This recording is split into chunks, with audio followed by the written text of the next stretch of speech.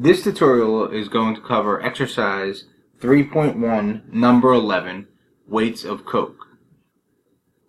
The objective here is to create a frequency table for the data that's provided within the question. To start, we're going to input the raw data. On a cell here, we'll call it weights of coke. Make it a little bit wider here. And then go back, and you're simply going to copy the provided data into each of the cells. For time purposes, I'm not going to record each of these entries, but you get the point. After you've entered the 36 data points, it's a good idea to just comb through them and make sure that they're entered correctly. Next, it'll be helpful to identify the minimum and maximum values within the data set. So we'll start that here. We'll just type min, use the Excel formula min, open the parentheses, and then select all 36 data points. Hit enter, and there's our minimum value. We'll do the same thing for the maximum value, or the highest value. Highlight once again.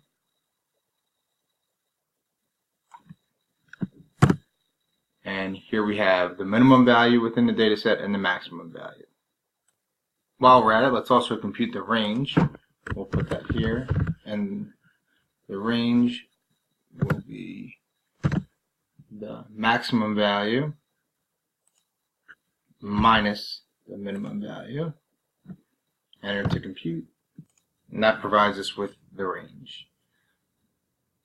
Within the problem, information about where we should start. Our first bin is provided, and as you see, it falls within the minimum. And the size of each bin is also given to us. Next, I'm going to create a 4 by 10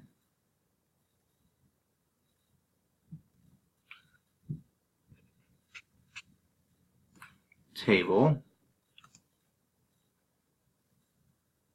Do the outside borders and fill in the appropriate information. Put a weight here. Let's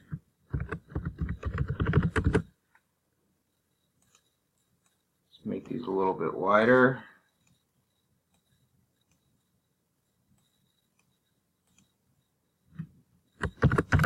Frequency, which is what we're most interested in. We'll also get the relative frequency and the cumulative frequency.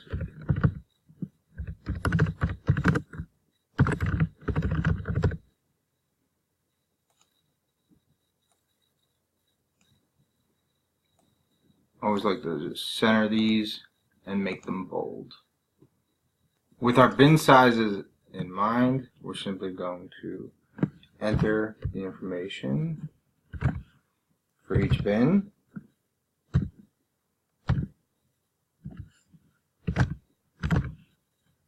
Start the bin where we left off the previous.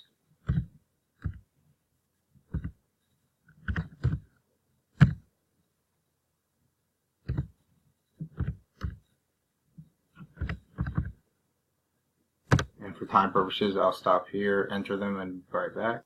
Once we've entered all the information pertaining to our bins, it's now time to calculate the frequencies. To help us, I'm going to copy all of this information related to our bins, and I'm going to paste it right here.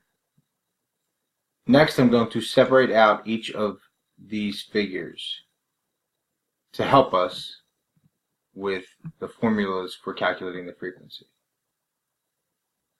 So you see, these numbers right here correspond to the bins that are created up here. They're just separated into their own individual cells. In order to calculate the frequencies, be sure to copy this formula correctly.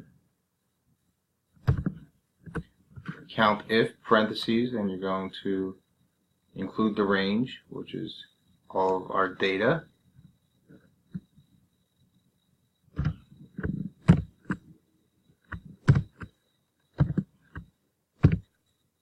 So it should look like this, and we're going to go back and select our upper limit for the first bin and hit enter. And you see it comes back, frequency of 1 that fall within this range. For the second bin, we're going to take a similar approach to determine the frequency.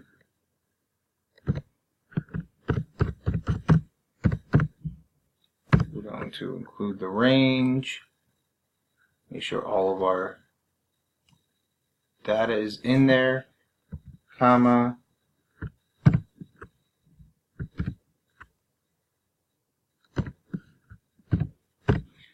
we're going to use the upper limit for the second bin, which is right here. But we're going to take an additional step here so we don't get recurring frequencies. The frequency from above here would also be included in this, obviously, because it is less than the upper limit that we're selecting. So we're simply going to throw a minus and then highlight this cell and hit enter. And we see there are no frequencies within the second bin. We'll do one more together before I leave you on your own to complete this table. Here we're going to use a similar formula. Count if, select your range, scroll up, insert your criteria,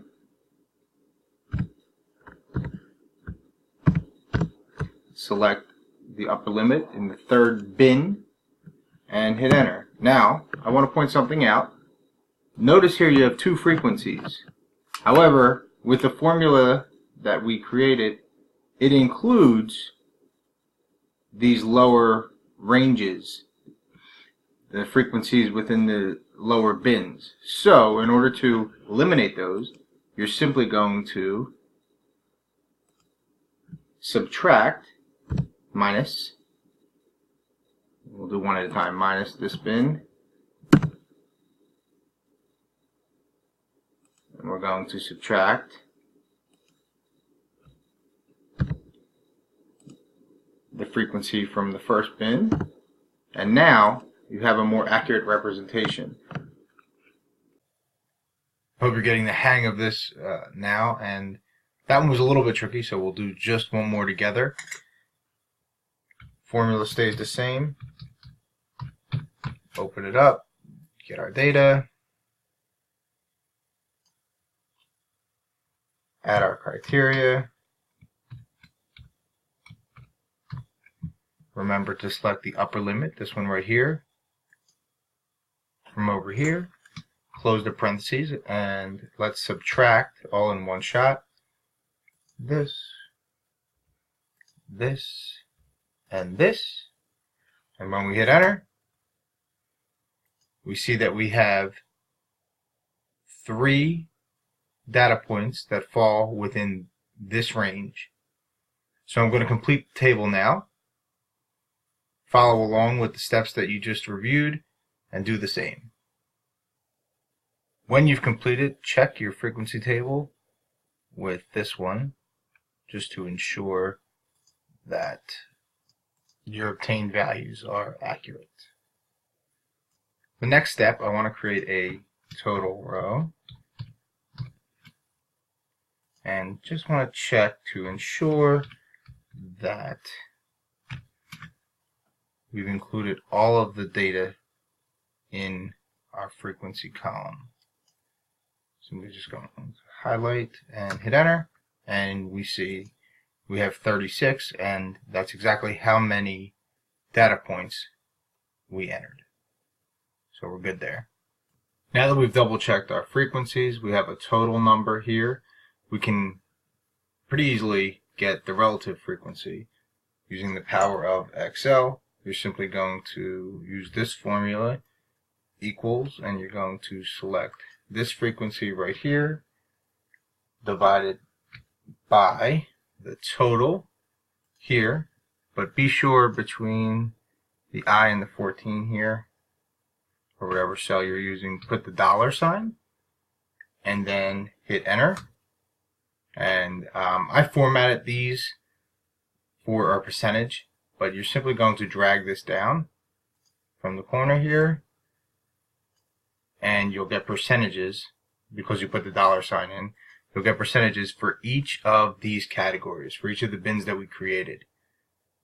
And this will total up to 100%.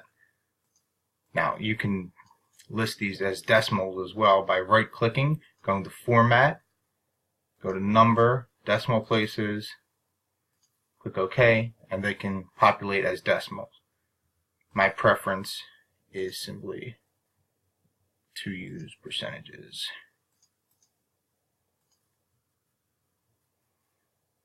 And now in our total column, we'll just put 100%.